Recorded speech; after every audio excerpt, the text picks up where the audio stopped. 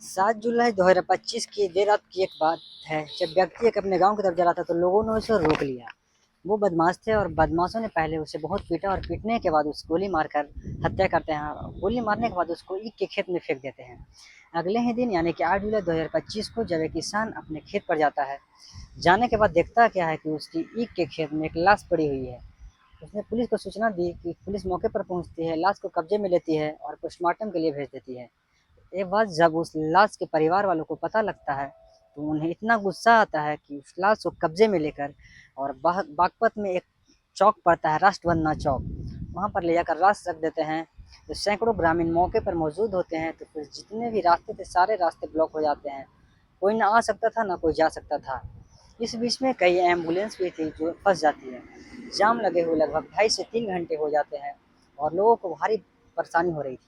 इसी बीच में जब भीड़ में से एक लड़का खड़ा होता है और उसके हाथ में चाकू होता है, उन्होंने डीएसपी की तरफ देखते हुए बोलता है इशारा करते हुए कि मैडम जितनी जल्दी हो सके ये घटना का खुलासा कर देना, नहीं तो खून का बदला खून से लिया जाएगा। जब ये बात कही जाती है तो मीडिया कर्मियों ने भी इस मामले को बड़ी प्रमुखता से लिखा, बताया और उठाया। ये खून का बदला खून से लिया जाएगा। पुलिस वाले भी कहीं न कहीं इस बात को लेकर सुनकर भूल चुके थे कि मीडिया वाले इस बात को लेकर भूल चुके थे, लेकिन मन में गुस्सा था, पनप रहा था।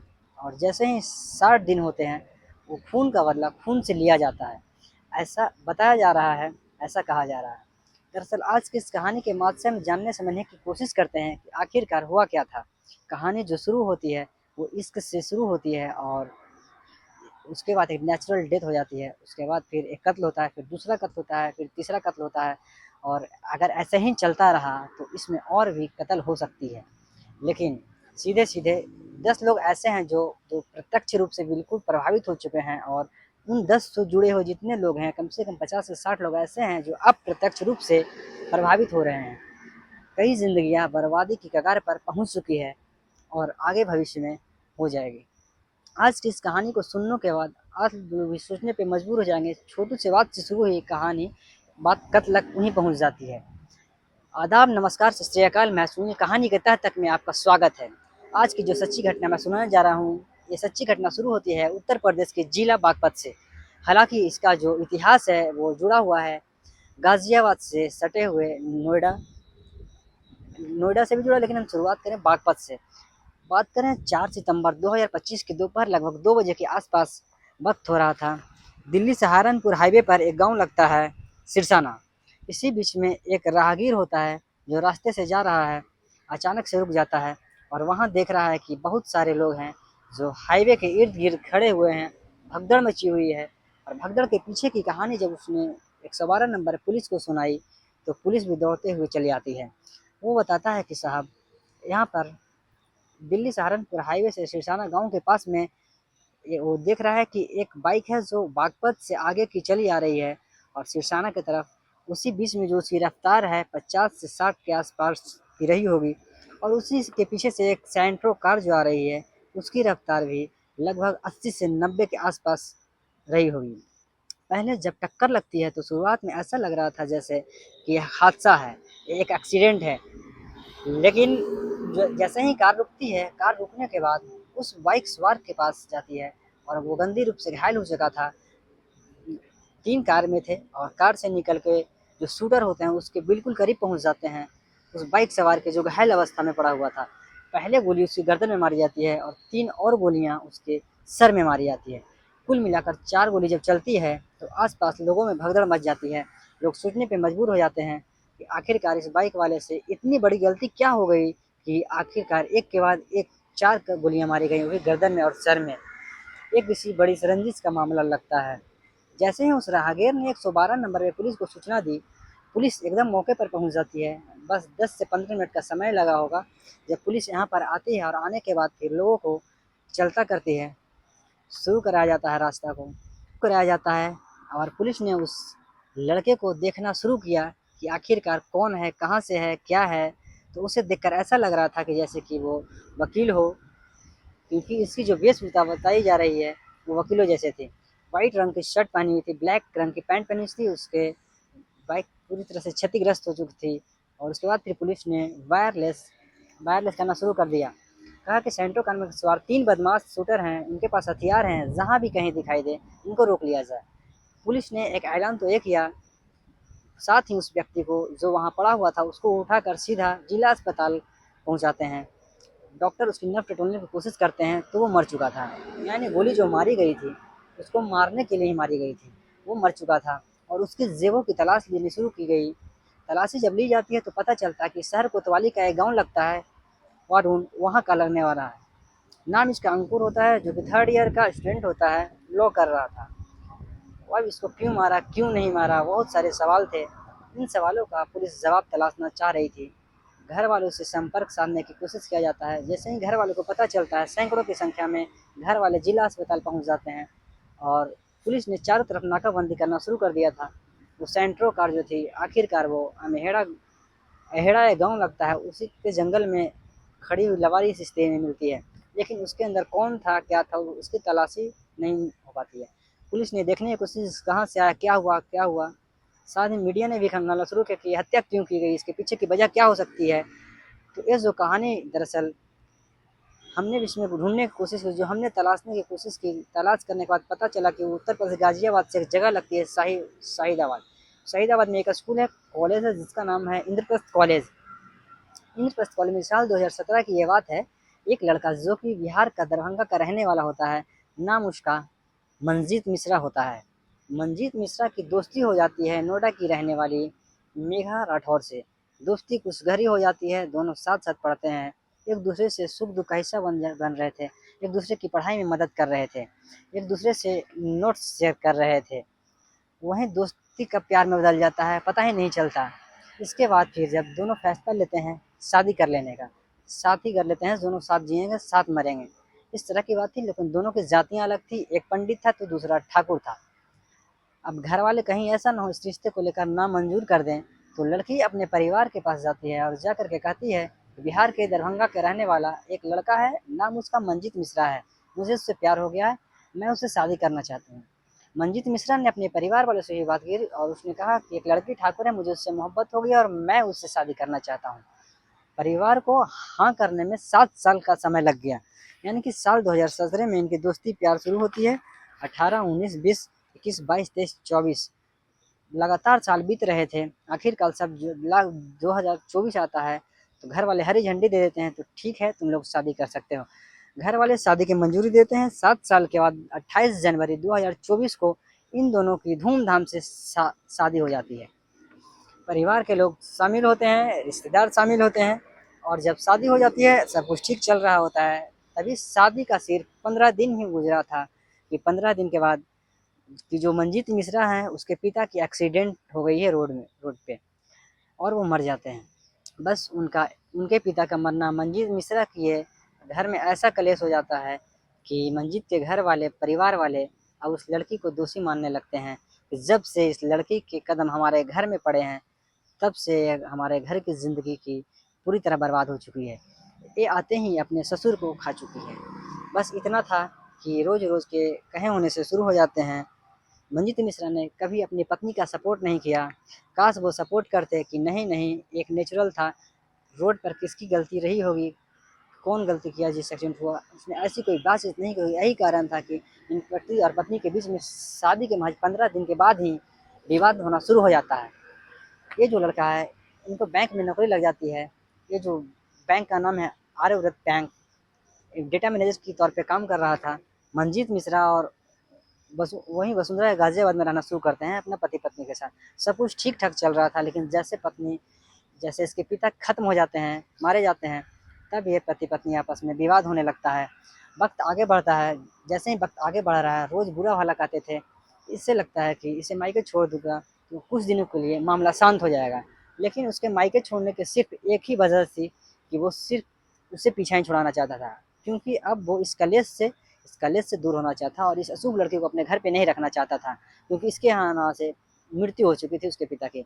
20 जून 2024 को उस लड़की को छोड़कर आ जाता है, फिर वापस लाने की सोचता नहीं है। लड़की जब अपने मायके जाती है, तो मायके जाने के बाद कारोबारी भाई होता है, नाम उसका सचिन होता है। सचिन को बड़ी तकलीफ होती है अपनी इस बहन को देखकर, क्योंकि वो इस दुख, इस तकलीफ से गुजर रहा था। सचिन की पहली शादी होती है, पत्नी से तलाक हो जाती है, दूसरी शादी होती है सचिन की, दूसरी पत्नी पत्नी से भी तलाक हो जाता है। इसीलिए वो हाथ पैर जोड़ता है अपने जीजा को और मंजीत मिश्रा से कहता है कि जीजा जी, बहन को माफ़ कर दो, अगर कोई गलती भी हो गई है उसे स्वीकार कर लो, एक्सेप्ट कर लो, क्योंकि इसकी ज़िंदगी पूरी तरह से बर्बाद हो जाएगी, क्योंकि मैं 2 झटके झेल चुका हूँ अपने जीवन में। अब मैं इस रिश्ते को नहीं झेल सकता हूँ, आप इस रिश्ते को तोड़ने की कोशिश मत करो। मैंने तमाम कोशिश की, तमाम रिक्वेस्ट की, उसका जीजा जो था मानने का वो नहीं था। बात बहुत बढ़ जाती है, वो कोर्ट चला जाता है, कोर्ट में दायर कर देता है केस और वो आरोप लगाता है कि उसकी बहन को परेशान किया जा रहा है, जो वजह बताई जाती है उस वजह के हिसाब से पुलिस जो है जांच करती है। लेकिन इससे पहले कि सचिन के मामले में कोर्ट कुछ आदेश देता, कुछ होता, ये मंजीत मिश्रा भी पहुंच जाता है गाजियाबाद के इंदिरापुरम थाने में 19 अगस्त 2024 को जाकर कहता है कि साहब मेरी जान को खतरा है, मेरा साला मुझे जान से मारना चाहता है, मेरी जान बचा लो। जब वो लगातार इस तरह की बात कर रहा था तो पुलिस इस मामले में जांच पड़ताल करना शुरू कर देती है। अब इस जांच पड़ताल करने के बाद पता चलता है कि अब दोनों में कहीं न कहीं जो फ्रॉड हो चुके थे। पहले इनमें 63 का आंकड़ा था, वो 36 का आंकड़ा बन चुका था। अब दोनों एक दूसरे से मेघा और मंजीत की मिलना ही नहीं चाहते थे। अब सचिन की कोशिश से सारी नाकाम हो जाती है। सचिन को गुस्सा आता है, अपनी बहन को एक तरफ से विवाह के रूप में देखना पसंद नहीं कर रहा था। उसने अपने दोस्तों से बातचीत की। उसने एक व्यक्ति होता है जिसका नाम परवीन होता है, परवीन से कहता है कि भाई मेरी बहन है, परेशान हो चुकी है, लव मैरिज की थी एक लड़के से, लेकिन वो उसका साथ नहीं दे रहा है, करूँ तो क्या करूँ? तभी मशवरा सलाह दिया जाता है कि उसको रास्ते से हटा दूँ तो कैसा रहेगा। परवीन जब ये सलाह मशवरा देता है तो सचिन के दिमाग में आ जाता है कि ये तो बढ़िया रहेगा, ये रास्ते से ही हट जाए, कलेश ही खत्म हो जाएगा। उसके बाद फिर बहन की कहीं दूसरी जगह शादी करवा दिया जाएगा। 15 लाख रुपए में सौदा तय किया जाता है कि रंजीत मिश्रा को रास्ते से हटाने के लिए। जब परवीन की बात तय हो जाती है तब दिसंबर 2024 में 5 लाख रुपए एडवांस दे दिए जाते हैं, ये कहते हुए कि भाई जितनी जल्दी हो सके काम कर दो। अब परवीन ने बागपत कहीं रहने वाले, बागपत का बाबू गांव होता है, वहाँ का एक नेशनल प्लेयर था कुश्ती का, नाम उसका रामवीर उर्फ भूरा होता है, उससे संपर्क किया जाता है। साथ ही दूधिया होता है, उस दूधिया से भी संपर्क किया जाता है, उसका नाम होता है विपिन उर्फ गोलू, उससे संपर्क किया जाता है। अब प्रवीण बताया जाता है कि 5 लाख रुपए इस विपिन के हाथ में दे देता है कि भाई एक मर्डर करना है और ये व्यक्ति वसुंधरा में रहता है, यहाँ पे आर्यव्रत एक बैंक है, वहाँ पर आता है, डेटा मैनेजर है, नाम उसका मंजीत है, उसका फोटो ये है, पूरी जानकारी दी जाती है, लेकिन ये वक्त पर अपना काम नहीं कर पाते हैं। ना तो विपिन अपना वक्त पे काम कर पाता है, ना ही विपिन का दोस्त जो कुश्ती खिलाड़ी था वो काम कर पाता है। परवीन को जल्दी थी कि उस पर प्रेशर बन रहा था, वो पहले से ही बात तक कर चुका था। इसने कहा कि ठीक है पैसे तो यहाँ से आ ही जाएंगे। वो नए 2 शूटर तैयार करता है और नए 2 शूटर से कहता है कि भाई ये मंजीत है, इसे मारना है। इसके लिए प्लानिंग हो जाती है और तारीख तय की जाती है। तारीख थी 21 फरवरी 2025। ग्रेटर नोएडा का एक इको टैग कोतवाली लगती है, उसी के इलाके में आता है डी पार्क, और डी पार्क कहीं पास कहीं बात है। जब पुलिस ने 100 से ज़्यादा सीसी कैमरे खंगाले थे तो उसमें पता चलता है कि एक व्यक्ति है जो कार में जा रहा है और बाइक पर 2 व्यक्ति हैं जो जा रहे हैं। वो बार-बार उस कार के आगे-पीछे, दाएँ-बाएँ इस तरह से घूम रहे थे। हालत तब खराब हो जाती है जब जानबूझकर कार में टक्कर मार दी जाती है। कार वाले गुस्सा आता है, कार में मंजीत मिश्रा बैठा होता है जो कि डाटा बैंक में डाटा मैनेजर होता है। वो गुस्से में उतरता है, जैसे उतरता है वो शूटर गोली मारकर उसकी हत्या कर देते हैं। पुलिस जब सीसी कैमरे की खंगालने की कोशिश करती है, उसके शूटर तक पहुंचती है, तो परवीन तक पहुंचते हैं, परवीन से फिर सचिन तक पहुंचती है और सचिन का पता चलता है कि सचिन जो इसका साला था, उसने अपनी बहन की बेइज्जती का बदला लेने के लिए अपने ही जीजा की हत्या करवा दी। पुलिस ने गिरफ्तार करने के बाद इनको जेल भेज देती है। लेकिन जो पहले 5 लाख रुपए दिसंबर 2024 में दिए गए थे विपिन उर्फ गोलू को, तो ये पैसे ना तो उसने वापिस किए और ना ही अपने दूसरे जो साथी होते हैं रामवीर, उस उसमें बंटवारा किया। अब रामवीर घूरा बार बार कहता था कि जब तुमने काम भी नहीं किया तो पैसे तुम्हारे पास रखे हुए हैं तो पैसे वापस क्यों नहीं कर देते हो, या तो पैसे वापस कर दो या फिर आपस में बंटवारा कर लो। उसने कहा अरे यार 1 लाख रुपए तो खर्च हो चुके हैं, इस तो चलो 1 लाख रुपए खर्च हो चुके हैं तो बाकी का जो बचा पैसा उसमें 2 लाख रुपए हमको दे दो। अब इस बात को लेकर दोनों में आपस में कहा सुनी शुरू हो जाती है। एक जो था वो दूध का काम करता है, जो शहर में जाता है, इधर उधर दूध बेचता है, बेच कर रोजी रोटी अपना चलाता है, शाम में वापस अपने घर पहुंच जाता है। अरे तारीख थी 7 जुलाई 2025 की रात लगभग 11 बजे के आसपास की बात होती है। अचानक से फ़ोन आता है। जब फ़ोन पहुंचता है तो ये जो होता है विपिन उर्फ गोलू आखिरकार उस फ़ोन के पास चला जाता है।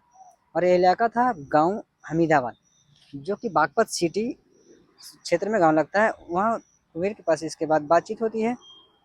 कई साथी रहे हैं वो शूटर मारने वाले, हत्या करने वाले। इसमें विपिन को बहुत बुरी तरह से मारा पीटा जाता है। मारपीट करने के बाद 2 गोली मारी जाती है और मारकर उसकी हत्या कर देते हैं। इस ट्यूबवेल के पास ही ईख का खेत था, वहाँ फेंक देते हैं।